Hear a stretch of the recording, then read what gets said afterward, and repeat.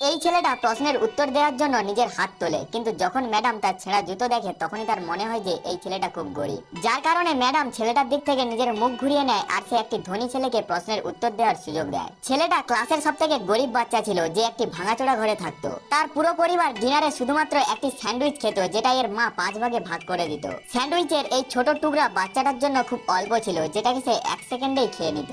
তারপর তার বোনও নিজের ভাগ থেকে একটুখানি তাকে দিত, কিন্তু তবুও খিদের কারণে সে সারা রাত ঘুমাতে পারতো না। স্কুলে যখন লাঞ্চ টাইম হতো তখন সে নিজের খিদে সহ্য করতে পারতো না। অন্য বাচ্চাদের খাবার খেতে দেখে এই ছেলেটা নিজের ঠোঁট চাটতে লেগে যায়। তার ক্লাসমেট তাকে ঠোঁট চাটতে দেখে নেয় আর তাকে নিয়ে ঠাট্টা করতে লেগে যায়। ছেলেটা নিজের ক্লাসমেটকে ইগনোর করার চেষ্টা করে, তখনই ক্লাসমেট খাবার নিয়ে ফেলে দেয় আর ছেলেটাকে এটা তুলে খেয়ে নিতে বলে। এটা দেখে ছেলেটা খুব বেশি রেগে যায় আর এক ঘুষিতে নিজের ক্লাসমেটের মুখ ভেঙে দেয় এবং স্কুল থেকে পালিয়ে যায়। তারপর সে পুনরায় কোনোদিনও স্কুলে যায়নি। সে নিজের খিদের রাগ বক্সিং এর উপর দেখায় আর বড় হয়ে বক্সিং এর চ্যাম্পিয়ন হয়ে যায়।